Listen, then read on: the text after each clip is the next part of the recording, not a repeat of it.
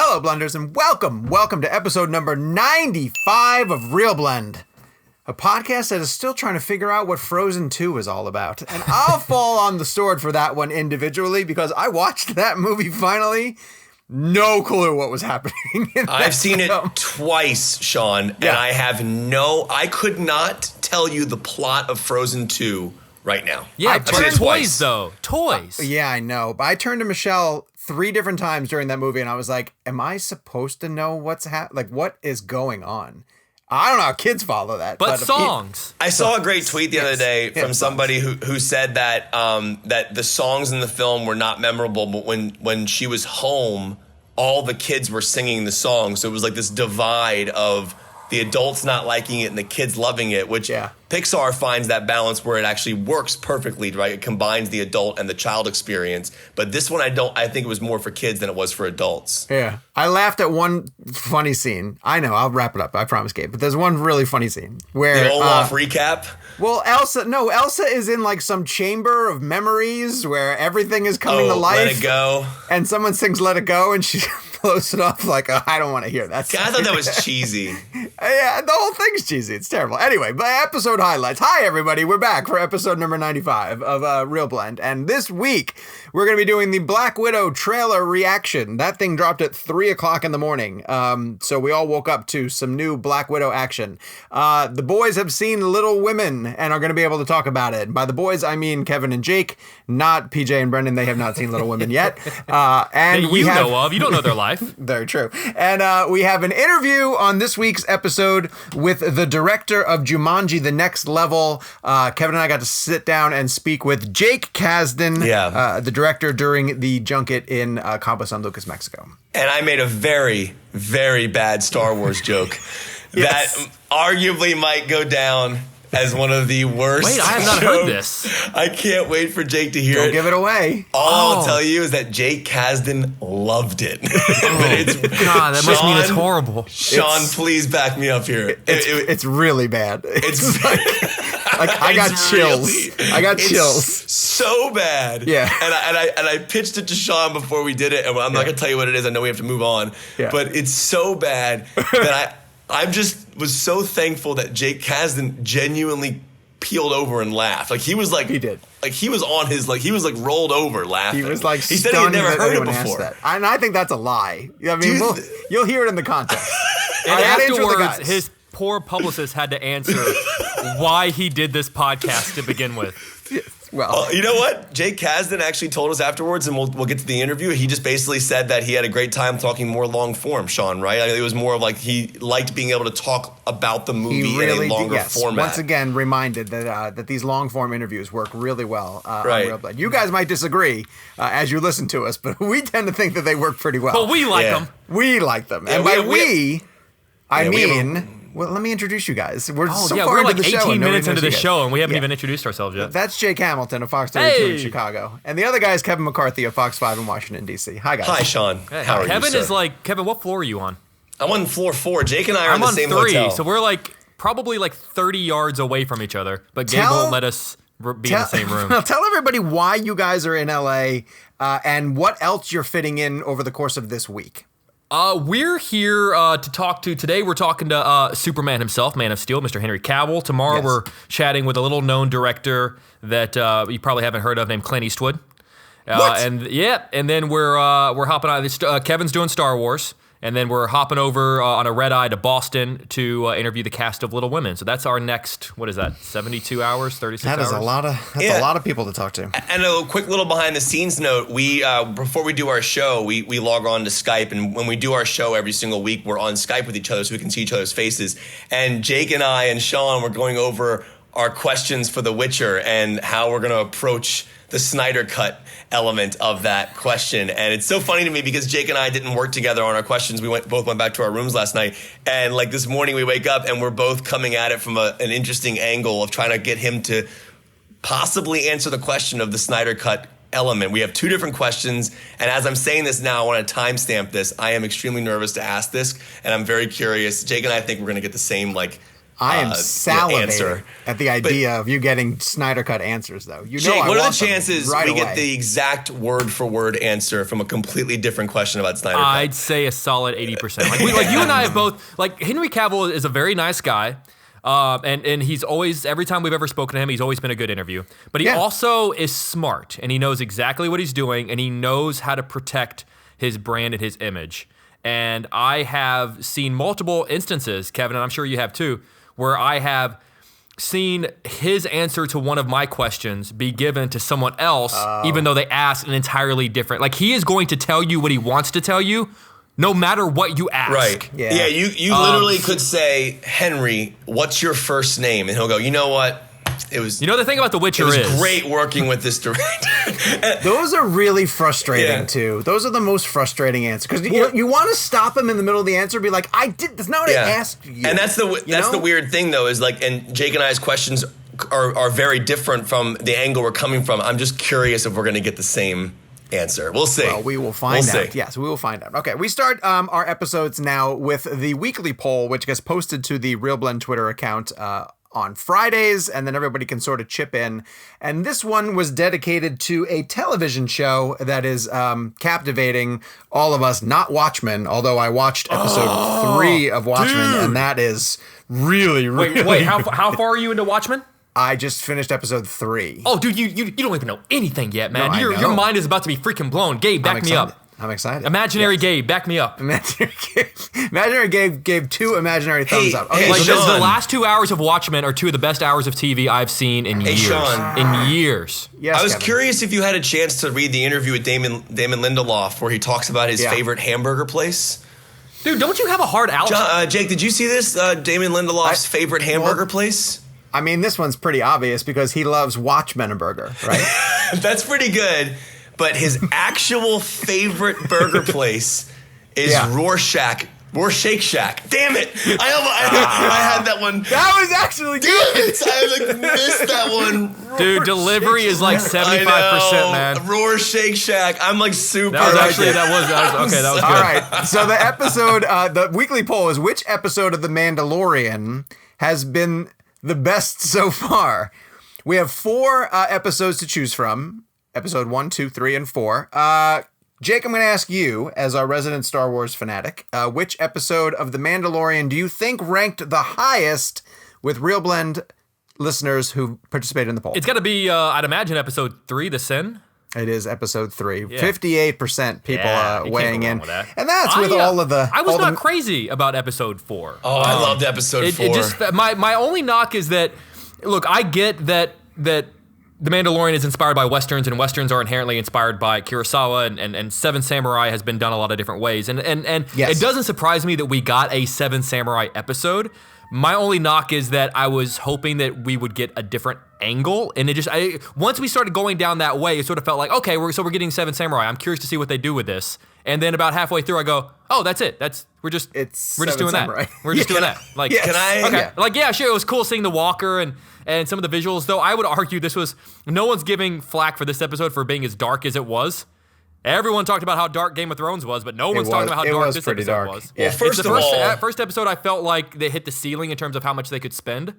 And then I also felt like, so we're just doing Seven Samurai. Okay, all right, well, that's fine. It's the first episode of the show where I is thought, off the that's rose. fine. Listen to you. Well, Oh the Game my of Thrones gosh. episode you're referring to, I had to change my television screen 15 times. I don't think my TV's recovered from that Game of Thrones episode yet. It's still dark. But the episode of Mandalorian, I thought looked great. I thought episode 4 was fantastic. I thought Bryce You didn't Dallas... think it was dark? No, I didn't find it dark at all. I thought Bryce Dallas Howard did a phenomenal job with that direction. See, Jake makes a face. I actually thought she did a great job with the story. I know you didn't love episode 4, but I thought episode 4, to me, each one of these episodes, and what I love about episode 4 was Gina Carano. I love that character. I love Baby Yoda. I love every aspect of it, but I want to give a shout out to Pedro Pascal, because it's not easy to give emotion like that through a helmet. And there's something about the character that I love watching so much. And even though I can't see his face or see his eyes, there's something about the way Pedro uses his voice where every single emotion, even a head nod without a vocal, comes across emotionally. And I don't know how they're achieving that. I don't know if it's the built-in element of what we know about the character, the music, but I just wanted to say that character emotionally, surprisingly, is connected to me in a way that I couldn't expect. I want to throw out one theory I read too from this past episode and get your guys' reactions to it. That the girl he meets in that village is a former Mandalorian who chose to take her helmet off and is not able to put it back on. And that's why she was such a great shot. And, you know, because as they said, what happens to you if you take that off? That line was in there for a reason. Yeah. Well, what happens to you if you take that off? And he said, well, you just can't put it back on again. And someone posted that they believe that she's probably a former Mandalorian. And I think that's pretty dope, because then it would add significant weight to that episode. Because again, you're right. I don't want just these little standalone adventures. I want it to feed into the bigger picture of whatever's happening in this. And so far it hasn't yet, right? Like I want by episode 5, I want to start getting to like, what did they want Baby Yoda for? Where is he really taking him to? Like, I kind of want some of these things to be answered. So I don't know. We'll see. We'll see where it's going. But so far, we're all on board. My reaction series. So if you guys happen to be watching The Mandalorian, please go over to our CinemaBlend YouTube page. Check out my reaction series. It's been a ton of fun so far. I'm curious to see where that is going. And maybe if we can get going with a Watchmen reaction series, I kind of would like to do that. I wonder if I'm too late to the party for that. I don't know. We'll see. Anyway, this week's interview, we were able to go to Cabo San Lucas and sit down with Jake Kasdan, who has a movie coming out later this month, Jumanji: The Next Level. We talked really candidly about coming back for a sequel. Kevin had an excellent question for him about whether you come back for business reasons or creative reasons. I thought that was a fantastic question to get into with him. We talked about getting that cast back together and doing more things with them. And then we talked about them going up against Star Wars yet again, which, not to spoil it, leads into Kevin's horrible Star Wars joke. And so without further ado, our ReelBlend interview with Jake Kasdan for Jumanji: The Next Level. All right, well, first of all, Jake Kasdan, thank you so much for joining our ReelBlend podcast. Sean O'Connell and I are here. Our other co-host, Jake Hamilton, is not here today, but he's here in spirit with questions as well. You have a film that makes close to $1 billion in the first Jumanji, which is insane amount of money for a film, and it had amazing legs. And I was curious, when you jump into a sequel, how much of it is because of a business decision, because a movie does so well, and the other side of it being necessary to tell the story and keep it going further? And what is that balance? You know, for me, it really needed to be both things in order to be worth doing. And truthfully, the business part of it, I think the business part of it is what makes it likely that it'll happen. For me, what made it appealing to me to actually do it was that, you know, I just sort of felt like that's not enough. We have to have a story that we actually want to tell as much as we wanted to tell the first story, or we probably shouldn't do it. And, you know, we went through the whole sort of first movie. I was never really thinking about that at all, truthfully. And then it was sort of after the first movie had come out, and we were talking about it, and there was obviously the conversation of like, well, can we come up with something? Is there something that feels right? And we started to dig into it, and then when we kind of landed on this idea was when I felt like there was something I wanted to do there. Is that weird for a creative process, though, when you have the pressure of a film doing really well? And then how do you know if your creative process is coming from an idea of the business side or the storytelling? Like, how do you know what's wrong and right in your mind about what the story's going to be? I think that I'm personally built with enough sort of skepticism and anxiety to where, you know, I was just very conscious that, like, absent an idea that was really exciting me, I could see only gloom and doom ahead. And so, I wanted to be really excited about it. And then the flip side of that is I knew that if we could find something that we were really excited about, it would be kind of a great thing to do, because we all loved doing the first one together. There's just a pure sort of like fun aspect to these things. Like we really love making these movies, and the thought of getting that group back together and doing it again was obviously really appealing. Like that part was a huge draw. Yeah. So it's a balance, which is, it would be great to do this if we could, but let's try as hard as we can not to delude ourselves about it and make sure it's actually a worthy idea, and let's be a real check on each other, like let's be direct and have the sort of tough conversations, and also just never stop working on it, like be relentless as we can about trying to come up with the best version. I want to bring you back to the first one, because any movie, you're super excited, can't wait for it to get released. It's so hard to find a release window nowadays, and you get told you're going up against Star Wars. Yeah. What's your initial reaction to that? Do you text your dad? Dad, we're going up against each other. You're not going to believe this. My initial reaction to it was, I thought they were nuts. I thought it was a bad idea. But then you get to, okay, so now you're doing a sequel. And I walked into those offices, I would say every month for like 6 months, and said, explain to me one more time why this is a good idea. And then they turned out that time at least they were right, that there was, what they saw was that there was room, even opposite, Star Wars is not like anything else, right? Yeah. Star Wars is almost beyond a movie. It's like an American institution, right? It's like our national mythology or something. And I think that when people go to see Star Wars, which everyone does, and everyone will, and everyone should, and I certainly will. I'll be there first day. It's not like that's all the movies they can see. Sure. they can still come see Jumanji afterwards. Coming back around though to go up against them a second time, you have this newfound confidence because you have an audience built in. I feel exactly as I did the first time. So I feel like it'll be. I feel like I learned from the first one that it's possible for Star Wars to be out there and for people to go see another movie too. Yeah. And I think that we just do something really different than what they do. It's just not the same thing. I'm going to throw out, I have an 11-year-old son whose Jumanji, your Jumanji, was what Star Wars was to me. Oh, that's an amazing thing to hear. And he's not as into Star Wars. Like, I'm showing him all the new Star Wars movies, and he's like, yeah, these are fun. But he watches Jumanji a ton and can't wait for this. So I'm telling you, man, there's a generational, blip there where they're moving on to something else too. Well, you're giving them something. I love that our movie can be that for your kid. That's a great thing to hear, and it sort of has been, it's a big deal for my kids, as you can imagine, and that's one of the dreams of making a movie like this. Then honestly, it's something that I didn't even realize was something I wanted, I'd always,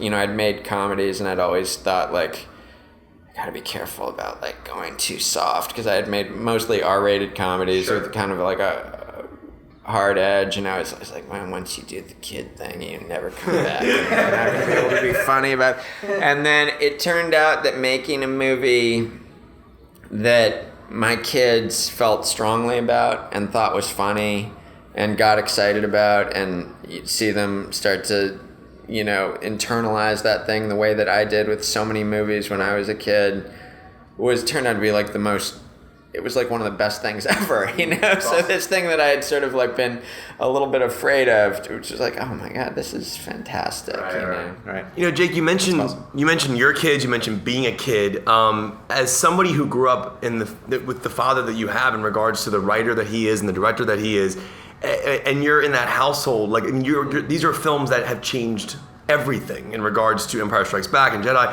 Did you ever go to your dad and ask him questions about his writing process and his filmmaking process when you were a kid? And what were those moments like? Yeah, because now that you were doing what you're doing, I can't imagine what it was like for you to be growing up around that type of filmmaker and writer. I know. It's this incredibly fortunate thing, and absolutely I was asking questions always growing up. You know, I think that Did you ever tell your dad to tell you I'm your father? That's the first thing I would do. Dad, can you please say I'm your father? Should I hear the words? Just so I can hear them come out of your mouth. Yeah, you know, I think we have this lucky thing where we've always been really close, and as a result, I had this incredible proximity to, you know, I grew up watching this thing and how this works really up close. Yeah. And it's a kind of education that, you know, it was an unbelievable sort of gift, and I am certainly, like, you know, hugely grateful for that and always very aware of it. And, you know, he's my number one sort of mentor.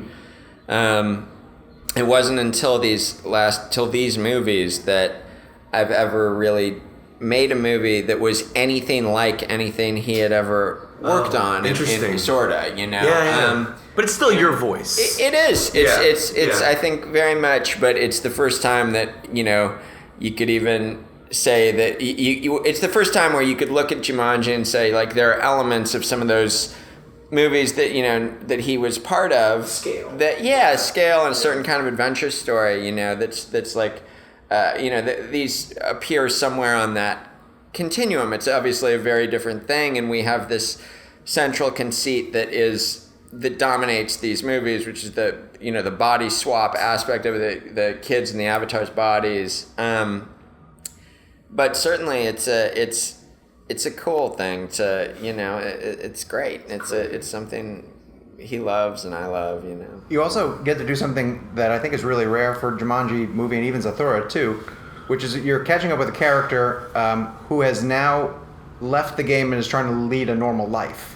You know, we've never really followed the other characters in the movies after the fact. Right. You know, you're getting a traditional sequel with some of these characters. Can you maybe talk about finding that as a story motivator and talking about, like, you get to question, like, what happens to these people after they survive a Jumanji adventure? Right. Yeah. How do they feel, and how do they go on being normal people? You know, in just one scene after they've been Jumanji. Yeah. What do you do after that? It's funny you say that. That was actually, like, to me, that was one of the early inciting ideas, like when I was talking about, like, what's going to make this worth it. Like, one of the things that I was immediately able to kind of start riffing on with Jeff Penkner and Scott Rosenberg, who I wrote this movie with, you know, it's just like, well, let's just think about it for a second. What would have happened to these kids after this? Both in terms of just their personality, what do we see for them? And then also, like, what would be the transformative effect of the adventure that they had, and how would that affect what they've done? Yeah. And that was sort of one of the early ways to start to get a foothold on what this movie could be, you know? And specifically this idea that, you know, Spencer has achieved this sort of more actualized confidence by the end of the first movie. But, you know, the thing I relate to in that is that that's always really tenuous. You know, it doesn't take that much to get thrown off balance for a certain kind of person. and you know, that we'd be picking up his story, seeing him in that place. And then you know, this kind of larger idea that flowed from that was, just because you've won the game, just because you've had the success and figured out how to get out, with all that represents in the first movie, right? So there's actually, like, the game victory, but then there's this sense of, like, there's this idea, you know, what kind of person do you want to be, and that you can kind of decide what you want to be, and that's part of the journey that those kids are on, you know. Just because you've had that experience once doesn't mean that you don't continue to need that experience. Right, and that, in fact, you know, the game doesn't sort of stay one at a metaphor level, right? It's like the process of figuring out who you want to be and what kind of person you want to be day to day is something that goes on your whole life and something you have to continue to figure out every day. Yeah. And that felt like a big thematic idea that I could really get excited about, and it extended to this idea of bringing in the, Eddie and Milo story, Danny DeVito and Danny Glover, characters that even these guys at a very different point in their life are still trying to navigate certain aspects of deciding what they want to be every day. Mm-hmm. And then it started to feel like at a character level, there's really a lot to do here. And that's kind of my doorway, much more so than like spectacular action sequence, which I also love, but it's just a harder place for me to start. I sort of need to start from what are the people doing. Okay, Gotcha. You look at the special effects in this film. I mean, we're 2 years out from the first Jumanji film. Did any of the things that came back in this one, the superhero landing aspects, did any of that change for you effects-wise as a filmmaker? Did those effects get different? Did you shoot those differently this time around? I remember talking to Henry Cavill about going from Man of Steel to Batman vs Superman, and he said the superhero landing in his aspect changed because of the filmmaking. So I'm curious, did anything change for you? Yeah, the big thing that changed was when we made the first movie, I had never done any of that. Every single thing, every visual effect, and really action element to it was something that I needed to have sort of. I was completely dependent on the people around me to show me how it worked as we were doing it, Wow. And they could, and I had amazing people, and we figured it out together. But having done it once, I came to this one with a completely different sort of, way of approaching that and skill set, and a real sense that like I wanted to try to do better with that, and as much as I love there's stuff in the first movie that I love, sequences that I'm, it's not to disparage that. It's just that having done it once, it makes you want to do it more, and it's a part of it that I really do love, even though it's not my first impulse. It's something that I've come to really dig. Did you keep that same team? Did you bring? It's largely the same team. My cinematographer who shot both movies is a guy named Jula Patos, really brilliant guy, and it's been a fantastic collaboration. He and I sort of figure out most of that part of the movie together, and then we've had this amazing visual effects team working with us on this second unit. How do you achieve the actual drop? I know there's heavy CG there in the sense of, but like at what point does it become Dwayne Johnson? Like, and does he fall a bit and then land? Like, or is it just solely him like after the land? It's him on the ground. Okay. It's pretty. But it looks so good. Yeah, we've worked it out. But I guess how are you achieving if it's done in one shot? How are you achieving it in one shot? It's movie magic. No, I know, but I want to know. No, it's the movie magic. We actually shoot the shot, and at the end of it, he jumps as though he's landed. Oh, cool. And then we do it again without him there. And then, they call it clean plate. Yeah. And then we have a digital person. Okay. And then it transitions into him. It's so seamless. I just wondered how and it's funny because it's like, in some ways it's fairly straightforward visual effect, but it is something that for some reason, even though we've now done it like 15 times or something between the two movies, or 10 times, it takes some figuring out every single time. We would joke about it in the like visual effects reviews. It's like the respawn somehow never gets really easy. Like it's always like, sometimes it looks like they're kind of, but it's just, it takes a minute to feel like they're bananaing through the air. They're kind of curving down at the camera. Like it just takes a minute to nail it. But this time we actually started to refine the respawn science. I'm curious about this too. It always feels like you want to get to a stage where they only have one life left. Yeah. As you get towards the end. Yeah. So do you come up with some really fun ways to be like, well, we got to get rid of some, we got to burn off some lives. Yeah. Like Jack Black's snake scene. That was sick. Yeah, we have the life count management is something that we're thinking about all the time, and it's something that we like. That's because people ask me sometimes, like, do you have to remind the actors which characters they're playing and that kind of thing? Like, I don't. They're awesome. They remember everything. They're totally like in it. The kind of thing you do sometimes have to remind them of is like how many lives they have, or that kind, like that thing, keeping track of everybody's lives and making sure that you're getting everyone into the position you want them to be at the time you want them to be. Right.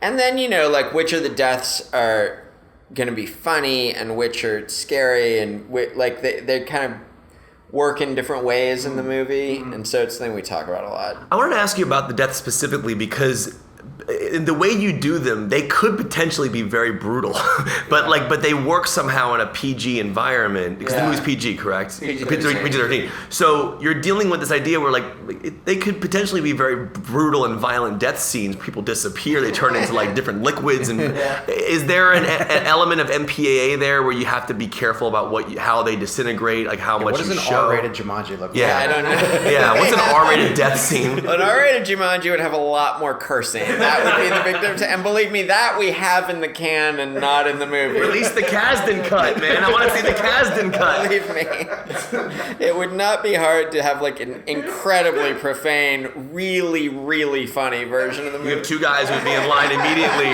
for that. That would be a really funny thing. But is that something you have to think about when you're making a PG-13 movie and you do have death scenes like you do? Is it like you have to scale it back? It's partly the rating, but it's also just like, I feel like these movies have this kind of like sweet spot that I'm always trying to find, which is there's nothing in it that I wouldn't want my kids to see.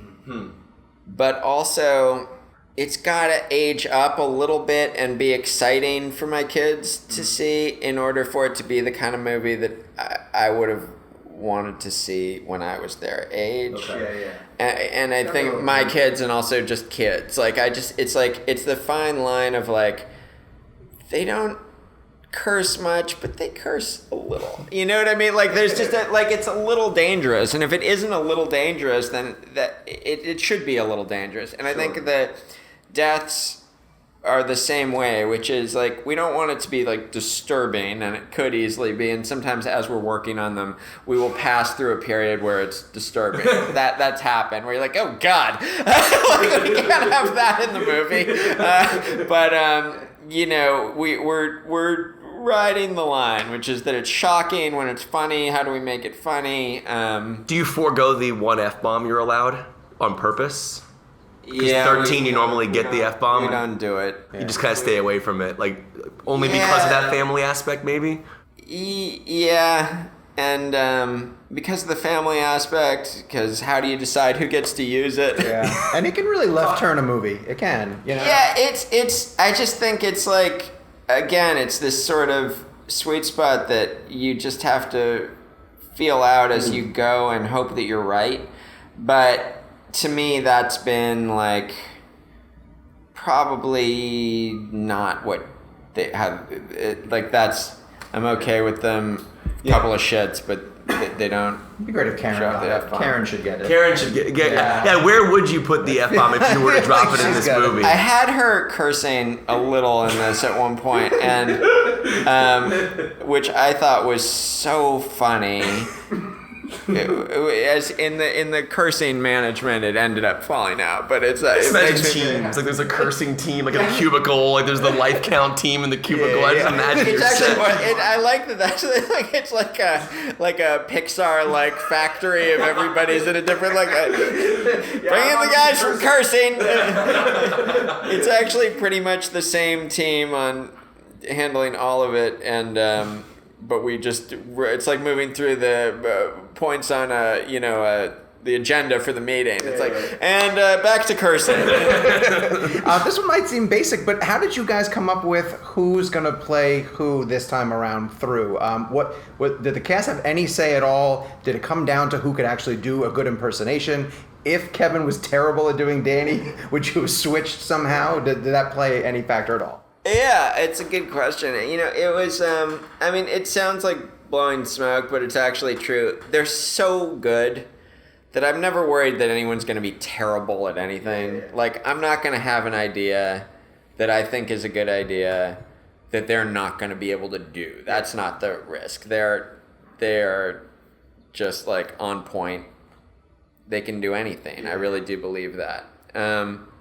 But the design of that aspect of it was, it's like I was saying, that was, to me, it was like, this is what we have to figure out, and this is the existential issue of whether we do this. Right. Because if that part isn't right, we shouldn't do it. Okay. You know what I mean? It's like, that's what we need to know in order to know that it's worth making a sequel to that last movie. And so I kind of, so that was the building block, and I when I sort of had enough of a grasp on that, I went to DJ and Kevin and I said, this is what I think it is. And they were just like, as they are, and as are you talking to them? Today, yeah. Yeah, and you'll see, what's great with them is just you will not find two guys who live in a more completely committed way, and you see what they're like, but they're just like, yes, brother, we're doing that, and they just completely embraced it and loved the idea, and that led us very quickly to well, who would the guys be that would make that work? And it was Danny DeVito and Danny Glover. These are two but who comes up with that pillars. Idea though? Is that for Glover and DeVito? That was me, us, collective. It was, I think it was probably my suggestion. Okay. And they were,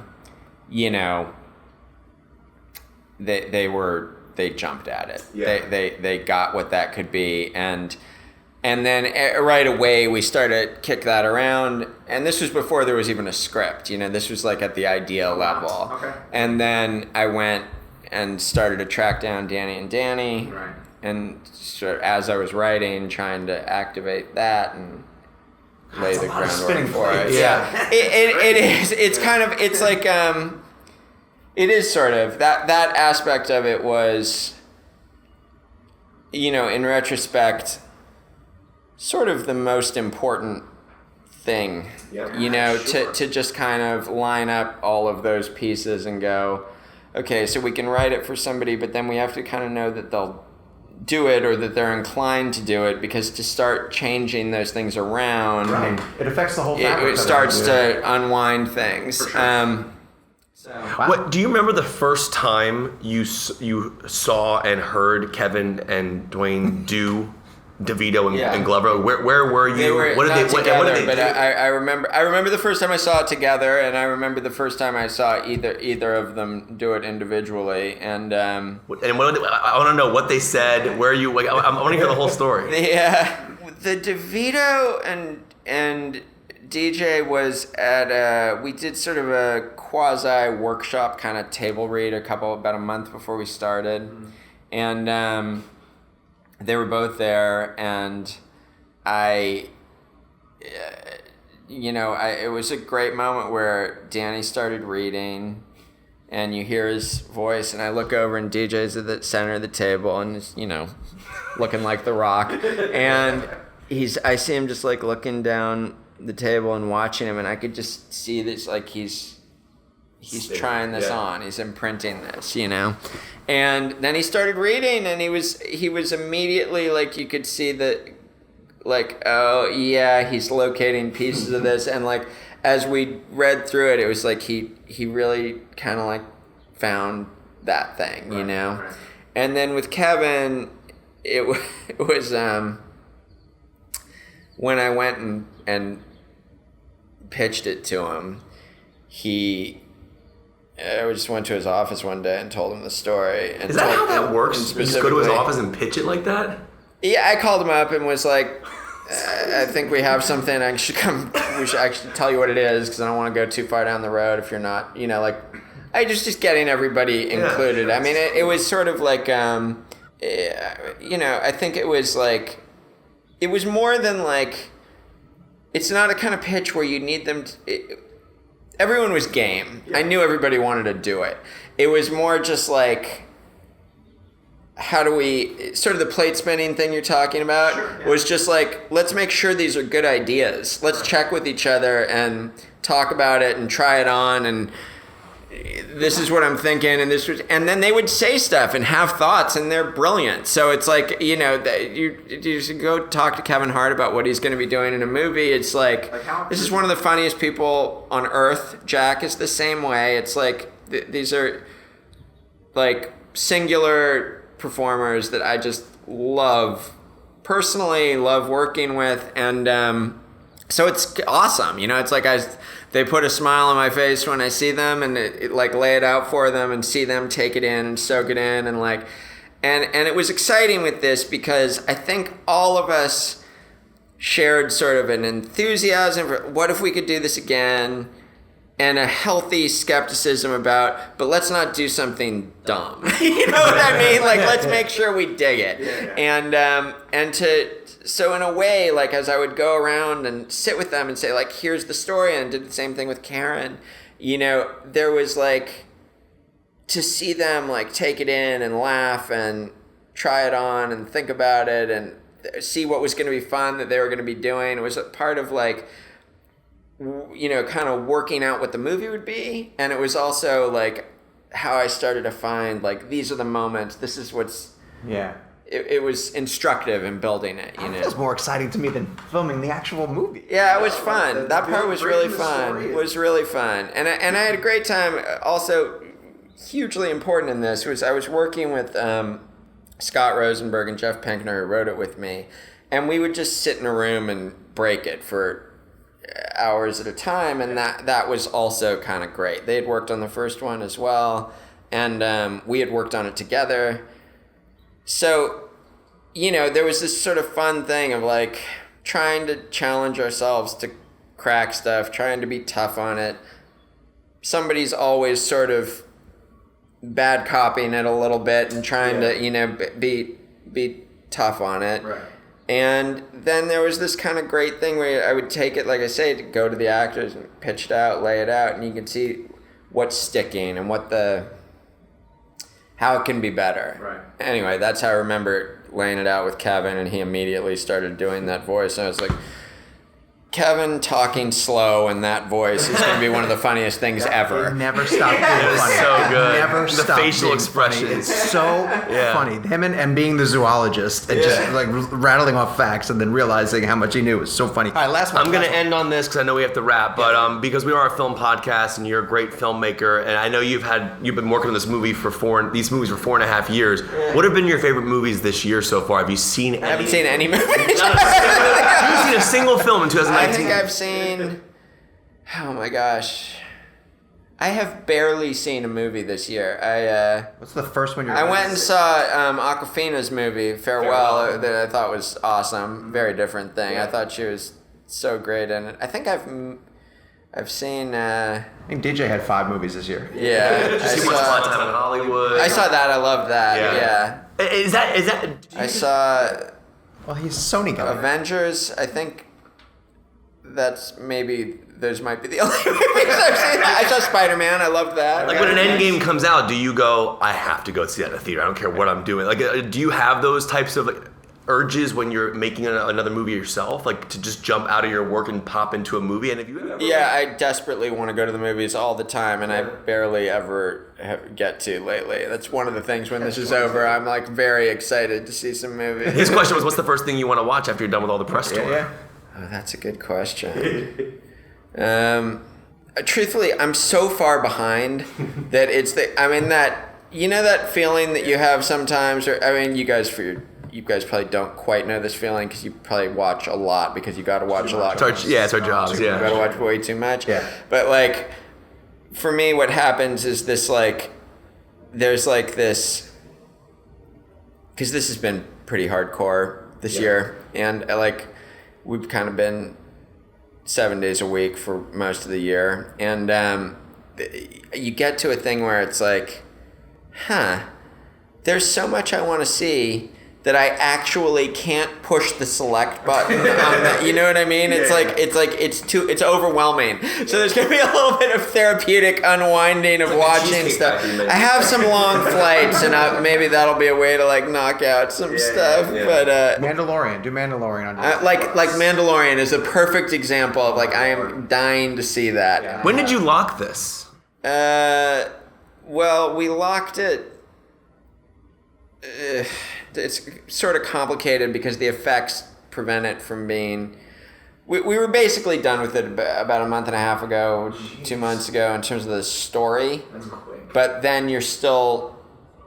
I was working on the technical parts of it until. That's wild. The movie was still a month and a half ago. Yeah, I'm sure you could work on it till the last minute. Yeah, we're working on it to the last minute because you're kind of never done. And the thing about the visual effects stuff is that even once it's feeling pretty good, you want to keep going forever. And if there's 2,000 shots, then, the 20 hardest ones, you're not going to give up on them until they pull it from your, it's like you go down swinging a little bit. Sure. So we were continuing to work on the movie technically till the bitter end. Oh, the rope bridge sequence is amazing. Yeah, I mean, that was some of the most impressive green screen work I've ever seen. Like, that looked incredible. We did the bridge yesterday. I'm like, this looks exactly like the movie. Oh, good. I'm glad to hear you say that. Weta did some of that work, right? Weta did the bridges and the monkeys. Yeah, I mean, Weta did that sequence. That must have been wild for you to shoot that, considering you have so many different aspects of them jumping down this section. I don't know how the hell you pulled some that of it has to be off. somewhat practical. Yeah. Yeah, well, they're really, some of it's practical. They're on, when they get on the bridges and get off the bridges, and the actors on the bridges, it's all stuff we shot. And then the environment and the monkeys, obviously. So it's a whole deal. And it was, and I had a lot of great help, including Jula working on it with me for a long time, and then Wade Easter, who's the second unit director, super talented guy, helping to figure out how some of it would work, and then we hopped into it with my visual effects supervisor, a guy named Mark Breakspear, and him working with Weta. And those guys are unbelievable. Really something. Like you do see that, like, especially this thing with monkeys, they're the monkey people and like kind of the world's monkey people. Yeah. And you kind of go to one place and it is hey, he's got to do what he's got to do. And they all have slightly different characters. But Is Caesar in there somewhere? Yeah. He played 4,000 monkeys, but they're amazing, and it is one of those things where like you start up with them and doing that thing, and they start sending you the early animation stuff, and you go like, oh wow, this is next level. This is actually like unbelievable. All right, because you said that, legit last question: was there ever a "I'm too old for this shit" that came out of Kevin's? Yeah, absolutely. It happened in a few places. It did not. It didn't make it in. It was hard to get it in there, but that is something that to the very end it was on the edge. What? Can I ask where it was? Everywhere. The one that we that was almost in there was it was in fighting with DJ in one of those scenes, like arguing with DJ when DJ's being obnoxious. He's like, I'm getting too old for this shit. Oh, all right, I release that footage. I'll send that to you. Yeah, please. That's great. Jake, thank you so much for joining us, man. This was a pleasure. Yeah, really we know you have a really busy day, but this was a lot of It's fun. really fun. Believe me, it's like a nice way to talk. And Sorry for my "I am your father" joke. I love it. I was like, if I grew up in that house, I would have been like, Dad, just say it. I've never heard that before either. Come on. Oh, you gotta be kidding me. You never heard that before? Are you kidding me? I'm not the first person that said it to you. First and foremost, we have to thank Sony Pictures for first inviting us to the Jumanji junket, but then going out of their way to make sure that we did interviews with Jake Kasdan specifically for ReelBlend. And then we also were able to sit down with two of the main producers, Matt Tolmack and Hiram Garcia. Those two not only are involved with the Jumanji franchise, but they have their fingers in a number of really interesting superhero properties that we were able to get them to open up about. But then also, Kevin, I think I was pretty fascinated how they went into just larger topics in terms of theatrical distribution, 3D, and how that's being used globally. I loved their conversation. So we will have that on the show coming up in the next few weeks. So talking points for this week. We mentioned we were going to bring up the Black Widow trailer, which for reasons completely unknown to me, decided it was going to drop at 3 o'clock in the morning last night. Woke up this morning, did what I normally do, pick up my phone, check my emails, have an email from Marvel Studios. Hey, there's a Black Widow trailer. It's up. So dove right into that. We know that this is a prequel. We know that it's going to include Rachel Weisz and David Harbour and a girl who you guys just saw last night on the big screen, Florence Pugh. Jake, you've been lukewarm on the record about Marvel Phase 4. Did this new trailer do anything to get you more excited for Black Widow? Not a thing. Like, it looks fine. Like, it looks like a Marvel movie, but it looks like, I mean, for the movie that's supposed to kick off not just Phase 4, but the next wave of epic storytelling, I feel like it's a fairly weak step to sort of say, our first big move coming out of the box, technically in game, but obviously out of Spider-Man, is a prequel to a character that's dead. Now, to be fair, they wanted that to be Guardians of the Galaxy 3. Yeah, well, things happen. Maybe you should have fired them. Things do happen. I don't know. I can't necessarily confirm that, but I'm fairly certain that if James Gunn had kept his production schedule, that next movie would have been Guardians 3. I mean, I watched the trailer and I went like, that's fine. I'll see it. But did I watch that trailer and go like, oh my God? No, I didn't. No. Are you Peter fairly certain, Sean? Jesus Christ. So the question becomes, is the ship sailing slightly on, like all these things come in waves. And is the general audience starting to not quite sour on the MCU, but is it going to become almost what Star Wars met instantly, which is, well, there's too much of this and too soon, and it's not special enough anymore. I'm really curious if that will be the case, because not only are we getting Black Widow next year, but we're getting the Eternals and then multiple MCU shows on Disney Plus. The Loki show is going to start, and I think the What If animated series is starting next year too. So the thing that I think kept people tied in over the past few years is knowing that we were heading toward an Endgame, we were heading toward this big epic thing. So it's almost like asking people to run a marathon, and then as soon as they hit the finish line and they're exhausted and they've given so many years of their life going, okay, you ready to do it again? Yeah. And it just sort of, it feels like I really wish they would have taken maybe a 5-year break before getting right back into it. That would make me really sad. I love the trailer. I thought the trailer was incredible. Yeah, first of all, I had zero expectations because I was worried about the idea of how I would emotionally have stakes in what the emotional stakes would be with a movie where the character obviously lives and then dies later on in Avengers Endgame. And I was worried about how I was going to, emotionally attach to it and actually immerse myself to a point where I want to suspend my disbelief and believe in the story. But then the whole time, am I going to be thinking, she dies in Endgame later on? The trailer blew all that out of the water for me. I thought it was so well designed from a music standpoint. It just felt different than any Marvel trailer I'd seen before. I thought it felt, I saw someone use the word grounded. I love that word. It felt, you know what it reminded me of actually? Winter Soldier. Oh, did it? Nice. Tonally. And I think Winter Soldier was a game changer for me in regards to the way I watched an MCU film, because it grounded the world of Captain America. That scene on the bridge was a hand-to-hand, essentially combat sequence that felt like it could really happen in the real world. Obviously, Captain America's special effects and what he's doing, clearly that's not real, but it was grounded to me. So Black Widow's trailer to me felt very much like that. I also love Florence Pugh so much. I think she's an amazing actor. I think she was obviously great in Little Women. She's amazing in I love Fighting With My Family. I thought she was great in that. I think she's fantastic, and I'm looking forward to seeing the trailer for her sequences. Looked amazing. I was very surprised at how much I like this trailer. Now, trailers can be deceiving, obviously, but I thought it was good. Sean, what did you think? There's footage of the villain. I'm with you with most of the things that you said. Like, and you know, I'm in the tank for anything Marvel. It looked awesome. I thought it looked fun, man. When she was diving out of the sky and those guys were like pulling up the weapons as they were following her, that was awesome, man. I think David Harbour is going to be great as Red Guardian. Yeah, Harbour looks awesome. That villain Taskmaster, you see him using a bow and arrow. There was footage that they showed at San Diego Comic-Con of a fight between Black Widow and Taskmaster. The power of Taskmaster is that he's able to witness your fighting style and mirror it so fully that you're not able to get the upper hand on him because it's like you're fighting a mirror image of yourself. And there's a fight between him and Black Widow on a bridge that they showed in footage that was so great.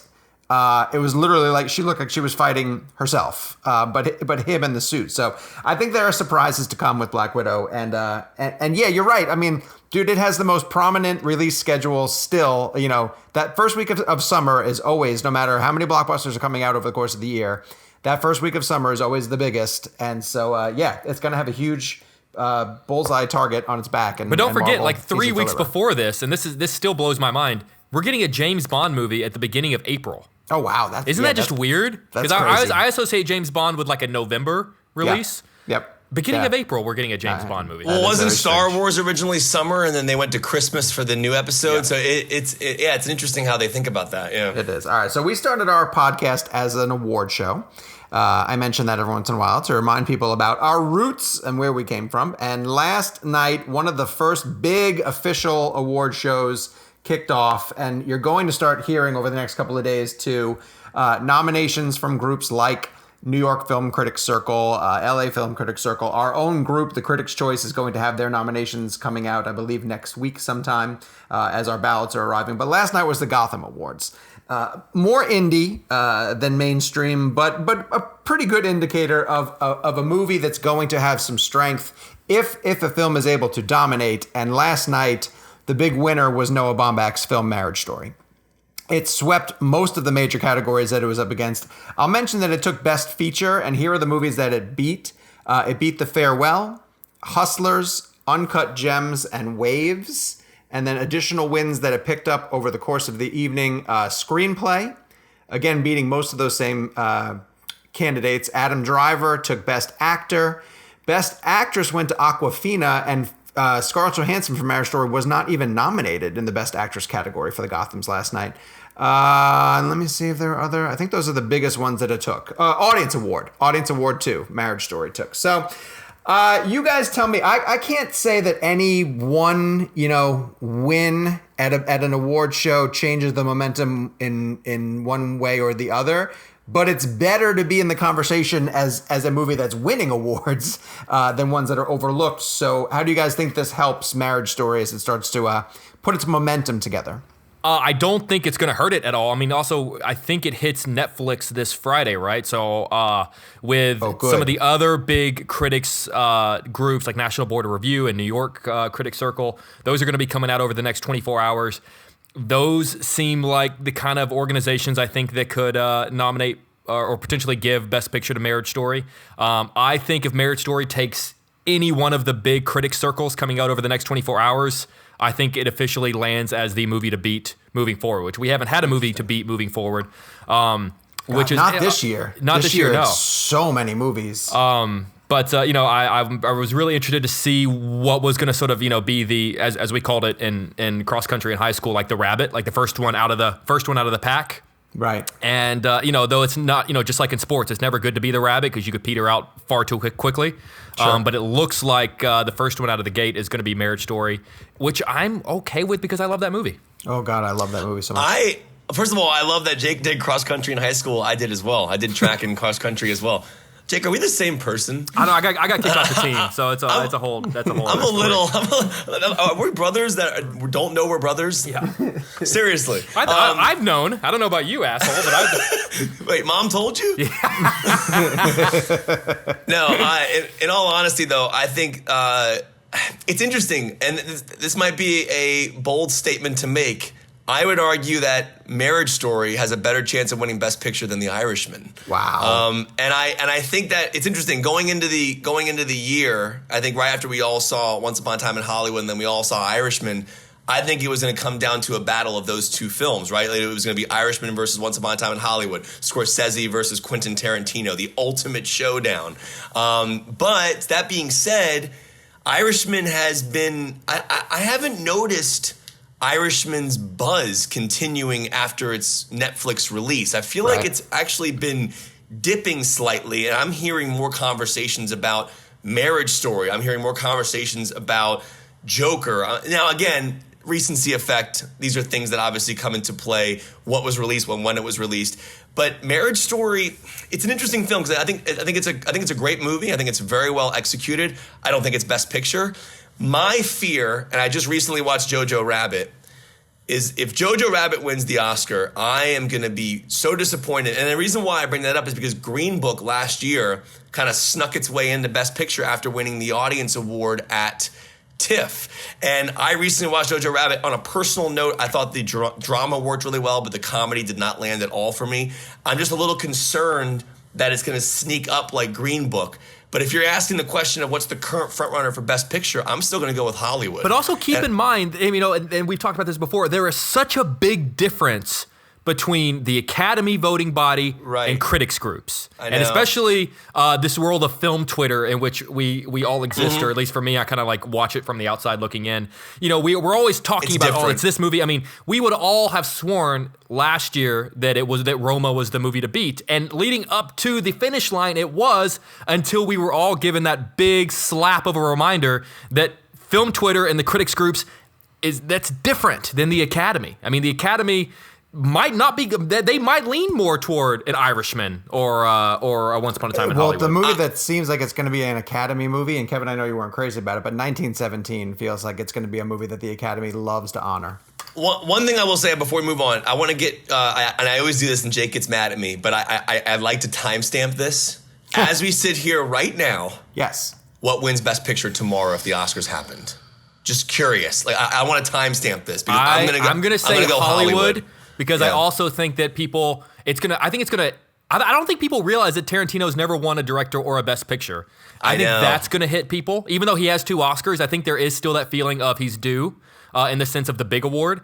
And it is, I mean, we use this expression a lot, but talk about a love letter to this business and a love letter to Hollywood. I mean, Can I say something real fast, and I'll keep this brief? I rewatched Once Upon a Time in Hollywood for the 5th time the other day. And I'm getting chills, like my hair on my arm is standing up just thinking about this. My family and I listened to the vinyl on Thanksgiving Day while we ate Thanksgiving dinner. And then I rewatched the film. And I'm just so blown away by the difference in opinion I have about it now. I loved it originally, but I didn't love it like a Tarantino movie originally. And then now where I'm at, I just can't think of anything that is anywhere near that movie. And I've just like broken down scene by scene the way he uses the soundtrack to complement those scenes. And I just wanted to say, if you're out there and you're listening to our show and you watch a movie once and you feel indifferent about it or you don't love it, there's something so rewarding about revisiting things if you have the time. And I'm just grateful that I had the time to do that. And that movie jumped from like my number 5 slot to my number 3 slot to my number 1 slot in a matter of 5 viewings. Pretty crazy. I'm pretty curious to find out what you guys thought about it. I know you can't react in full, and we're going to probably talk about it as we get closer to release, but give me quick reactions to Little Women. Wait, Sean, what won Best Picture on your Man, I don't know, because I mean, I know you love Hollywood, and in a way that we all loved Roma, and those movies just don't win. Whoa, calm down on that. They get green Roma booked. thing. Yeah, all right, maybe you didn't like it. They get green booked. And what wins tomorrow? I'm trying to think of what the green book version of what the Academy goes for is going to be. Is it Irishman? No, that's not Green Book. Jesus Christ, no. No, I mean like the type of movie that voters would vote for. I think right now today, but it's going to change a million times, is 1917. I think 1917 becomes the movie that the Academy gets behind. I wanted to timestamp this. That's all I wanted to do. That's fine. But I'm willing to be December wrong. 3rd, yeah. I'm willing to be wrong. Little Women. What do you guys think about Little Women, Greta Gerwig's new adaptation with that stellar cast? For me, I was very pleasantly surprised. I have not read the book, nor have I seen any of the other versions of this. I mean, I'm Right. aware of them. Like I know like the Winona Ryder one, and I think Christian Bale is in the early 90s one. He is. Yeah. So like I may have seen like bits and pieces, but I'm aware of its existence. But I honestly, a majority of my knowledge of what happens in Little Women comes from the Friends episode where Joey reads a copy of Little Women while Rachel reads The Shining.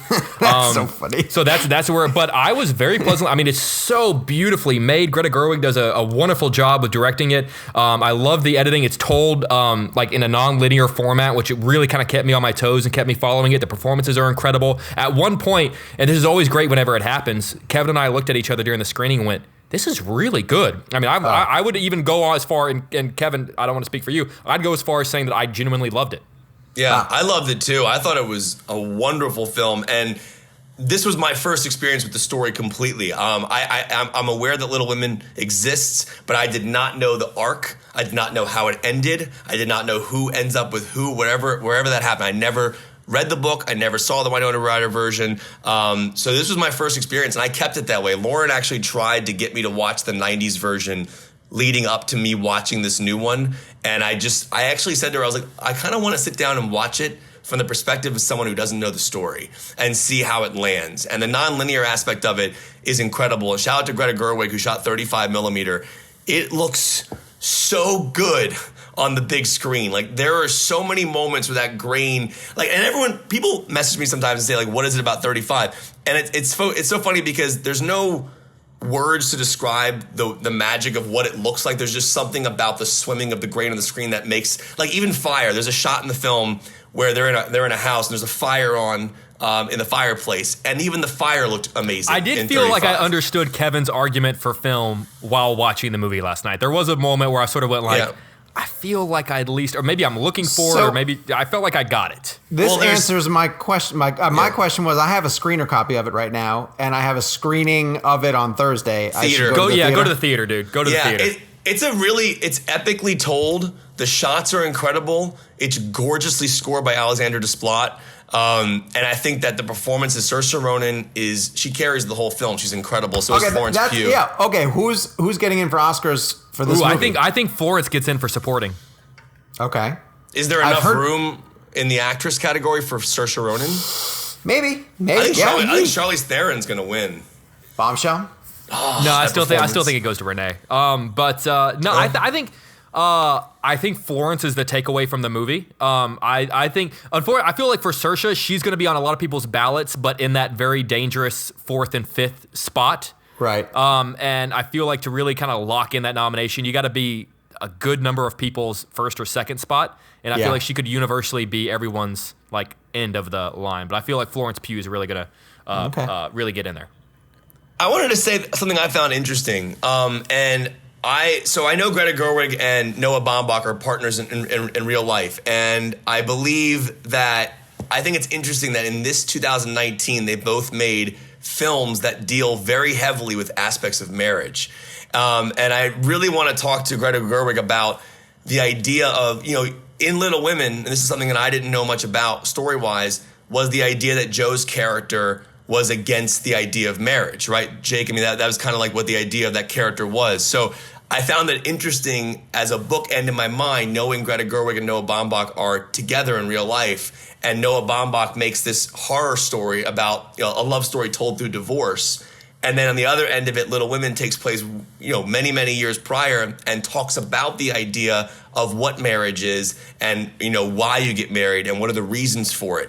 And I just found that to be such an interesting thing because they're completely different films, completely different genres, tackled by two very talented filmmakers who took two different approaches but tackle a very similar subject matter of marriage. We led to some really interesting conversations at home between the two of them, I would imagine. Yeah, that's literally my question. Yeah. To Greta Gerwig is, did you guys sit down and it all compare the idea of what this marriage is in this movie compared to what characters in Little Women were saying about how marriage can be good or bad? Right. I just found that to be such an interesting random parallel in the same year. Lucky you get a chance to sit down with probably all of them at some point before all is said and done to get these questions answered. All right, shifting over to this week in movies.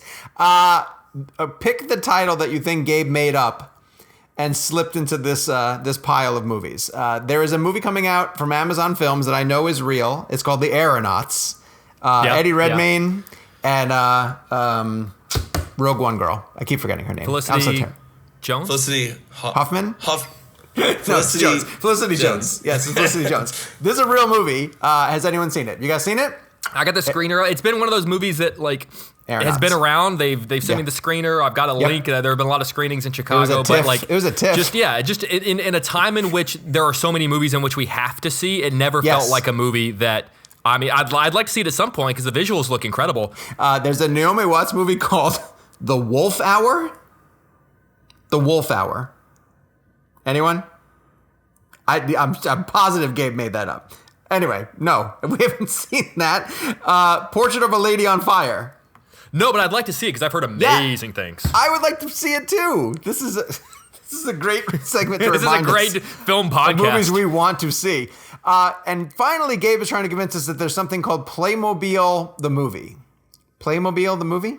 Is he actually? Are we actually at the point where he's now making up titles? I can never tell if this is a real joke that we're starting. Well, I know that The Wolf Hour is truly not a film. I mean, Naomi Watts is not in a movie called The Wolf Hour. Well, she's definitely not in a Game of Thrones prequel series. I can tell you that. Not anymore, she isn't. No. All right. Anyway, on to the Blend Game. This is why we can't get sponsors of This Week in Movies as much as we're trying to. We see other things, I promise you. All right, we played RomComBlend. We're going off of genres as we've been playing the Blend game recently, and we are into RomComBlend. Well, you two get to say your pick at the exact same time, so I will count down 3, 2, 1... 500 Days of Summer. Hey, that's a great choice. Did you know that was coming? I see in the show notes, that it says Jake and Kevin's pick. So I know, but did you know that was going to be our pick? No, I had no idea. In fact, I thought you would say joke titles like Misery or some such nonsense. No, honestly, I have loved that movie since the first time I saw it. I did that junket back in 2008 and fell in love with it since. But it's the first time that I really felt like I was watching a rom-com and truly understood what one of the characters was going through and felt like I related to it as a guy who was, kind of raised to learn about what love was from watching pop culture and from watching these rom-coms. There is a dangerous side to that, and it is that your perception of what love needs to be. There needs to be a meet cute, and there needs to be XYZ things that need to happen because that's what these movies teach you. And I felt like this movie was written for a generation of people who were raised to believe that love is what happens on the big screen. And it's not always like that. Oftentimes it's far uglier than things that can happen in 120 minutes. And it's also this perception that, I feel like, with all the Matthew McConaughey movies out there, he's always sort of it's always kind of the sloppy guy that doesn't want to be in a relationship and the woman's chasing him down. It's like sometimes it's the guy that really wants to be in the relationship and the girl says no, I want to be independent and I want to be my own person. And I want to have my life. And I felt like it was just a different perspective of a story we'd seen 10,000 times. And the execution of it, the expectations versus reality sequence is incredible. The dance sequence, I mean, it was just a beautiful script. And it really, it was such a home run. Yeah, and the non-linear storytelling of the flipping through the days, I just thought was brilliant. And it really, it spoke to me unlike any other rom-coms ever spoken to me.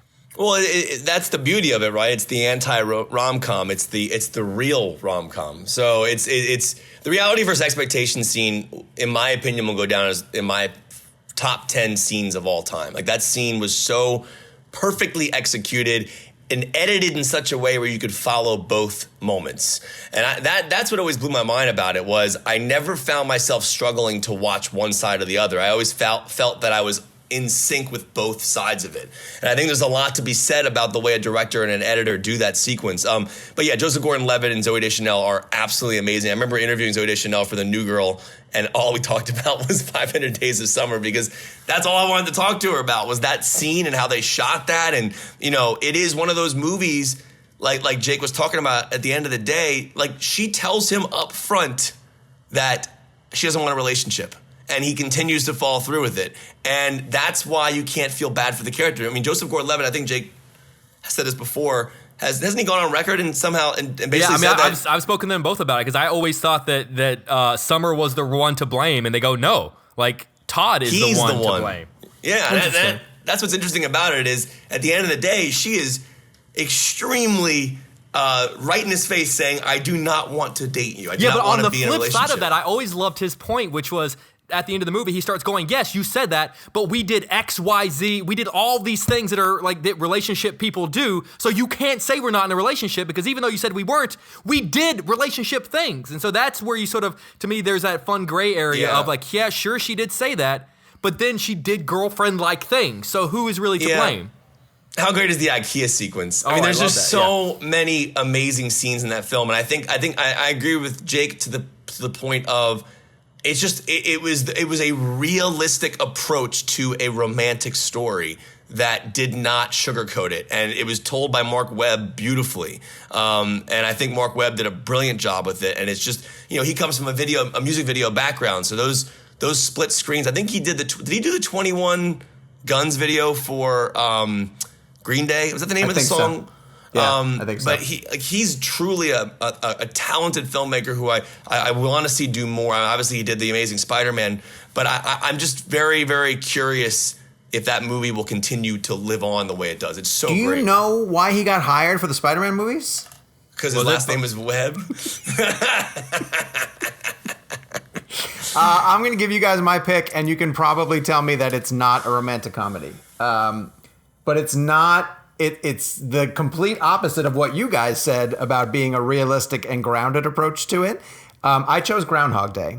I could see that being a romantic comedy. Yeah. You know what's so funny is that someone else tweeted the ReelBlend account that answer, and I remember thinking it was the first time I'd ever seen it categorized as a rom-com, and I thought like, oh, that's interesting, but I didn't instantly go, no, that's not a rom-com. It sort of just made me go, oh, that's interesting. Like, okay, I see. I mean, to be fair, he's using time to win over a woman. Sean, can you repeat the title again? Groundhog Day. One more time for me. Groundhog Day? Oh, thank you. Okay, cool. Gotcha. I mean, it's not a traditional Julia Roberts, Hugh Grant, Tom Hanks type thing where guy meets a girl, has to kind of win her back. Like, Bill Murray's a sleaze. Like, he cheats, essentially. Oh, you've got mail. To win over Andy McDowell. And I just think that it gets into so many other philosophical discussions about what would you do if you had this power. Is he dead and cursed? Like all the really deep things it gets into. And I think to me, it's truly Bill Murray's funniest role. I always forget how dark it gets. Like I always forget there's a sequence where he essentially is trying to kill himself. Yes. To stop this. Numerous times. But and the way that it cinematically trains you about the repeat of the day, the waking up to the alarm clock and the radio show calling you in, and just like him having to relive the day that he dreads the most. And when you think about like, oh, what would be the worst possible, you guys as newscasters understand this, like the assignment that you just don't want to be at. Imagine having to do that time and time and time again. And then for me, it's this podcast. Realizing. If I had to do it over and over. So like, he wakes up to the Sonny and Cher song. It would be me waking up to like one of Kevin's jokes. That would be me like every day. I'd have to wake up to like Kevin's pun. No, you hear, hello, blenders. Hello, blenders. Every single morning. It is smart how they edited that. I agree with you. Oh my gosh, it's great. Is that Ramis? Ivan Reitman. Reitman, you're right. Is it, or is it Harold Ramis? I don't know. I think it's Harold Ramis. God, I'm blanking. Proceed. You look and I'll do audience picks. Arthur Mingo, Shelby Jones, Jason Weiss, and several others went with a very, very smart choice, Crazy Stupid Love. That movie is far better than it deserves to be. Yeah. It just stuns me how good that movie is. Cesar Romero said Groundhog Day.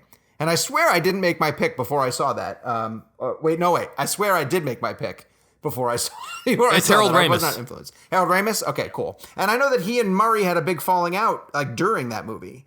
And I know it's a touchy subject between the two of them. So David Humphrey went with You've Got Mail, and Sarah Marlene went with Singles, Cameron Crowe's film, Singles. Another really good one, too. That's interesting. That strikes me more as like one of those music-based films that we were talking about, but it's definitely got some romantic comedy vibes to it. You'll appreciate this. So the town sequence, the sort of the town square where they shot Groundhog Day is about an hour north of Chicago. So every Groundhog Day for a couple of years, I was the reporter that would like get sent out there to cover it. And it felt, to your point, it felt like, I mean, people get so into it. And when it's like 6 o'clock in the morning and you have like everyone, and it's wonderful people in this town, and they so like buy into it. But by the time like the 20th person comes up to you on camera and it's like, Ned Ryerson, I understand Bill Murray's like frustration of like just wanting to punch someone, because I was like, I get it, I get the joke, they shot it here. Let's move on. Is there video of that? I want to see that. I'm sure it's somewhere. I could get it. Sounds kind of Harold Lamis. Jesus. All right. Thank you, everybody, for participating in RomComBlend this week. Going to social media at ReelBlend and sending us your choices via email, ReelBlend@CinemaBlend.com. Holy mother of God, boys, strap in for next week's hashtag 2000s blend. We are back to the decades. If you want to know, we've been playing this so far. We've done the 60s, the 70s, the 80s, the 90s. We are up to 2000s We're in the blend. aughts. I think the 90s was probably one of the hardest for us. I'm going with 2001. You can't do that. I'm joking. Not how it works. It's a 2000s movie. That breaks all the rules, unfortunately. So go to social media and play along using hashtag 2000blend. 2000s with an S. Gabe, I'm throwing the little S in there. I don't know These how I freaking feel about that. hashtags. I guess it's hashtag 2000s blend, or email us ReelBlend@CinemaBlend.com. Again, we are saving our reviews for the portion of the show that's later in the show. We're saving them until the end of it. So this one comes from Davey the Kidder. Now, maybe Davey calls himself that because he's joking around, right? Because he gives us a 1-star review. And his subject is painful to listen to. All right, Davey. Here's what Davey had to say about the show.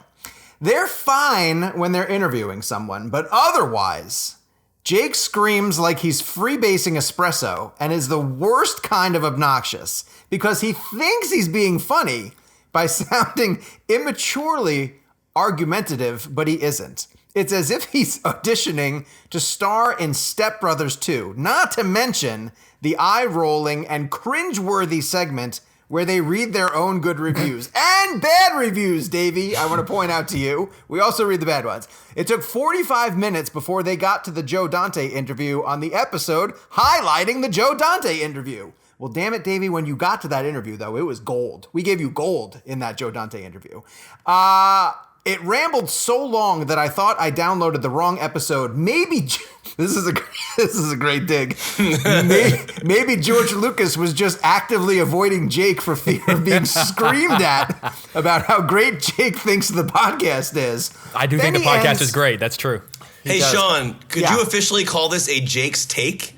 This is a takedown. A Jake's takedown. What's weird is this is my mom. He does end on a really rational note, though. He says Sean seems to be the only one who has any skill at podcasting. So oh my God, this is Sean! Sean wrote this review. It sure isn't Gabe. Gabe would not. Gabe doesn't exist. You know who wrote this? Because Sean always says that we're his boys. I bet you it was his 2 sons because they're mad that we are considered his boys. Think so? That's what it was. PJ and Brendan, come on, guys. Come on. The Step Brothers 2 is the giveaway. They love that movie so much. But listen, because we are fragile human beings, we also had to include a very quick and very kind 5-star review from MKB 2019-1978, who says, wonderful find. I just found this wonderful podcast for movie lovers. Thank you guys, !